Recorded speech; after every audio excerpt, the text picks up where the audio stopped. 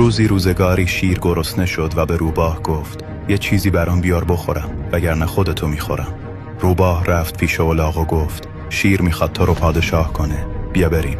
الاغ که اومد شیر بهش حمله کرد و یکی از گوشاشو کند، ولی الاغ تونست فرار کنه.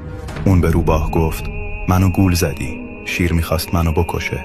روباه گفت نه بابا، گوشتو کند که بتونه تاج پادشاهی رو بذاره رو سرت. بیا برگردیم. الاغ باورش شد و برگشت. این بار شیر بهش حمله کرد و دمشو کند.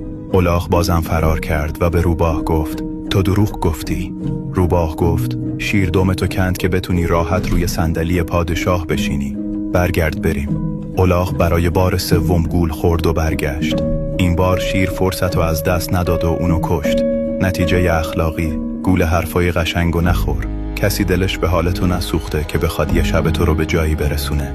الاغ به خاطر اینکه واقعیت جلوی چشمشو نادیده گرفت و بارها دروغو باور کرد، آخرش جونشو از دست داد. در زندگی یاد بگیر که فکر کنی و سوال بپرسی تا اینطوری دم به تله ندی. در صفحه ما محتوایی هست که کمکت میکنه هر روز 1% بهتر بشی. به خانوادمون ملحق شو.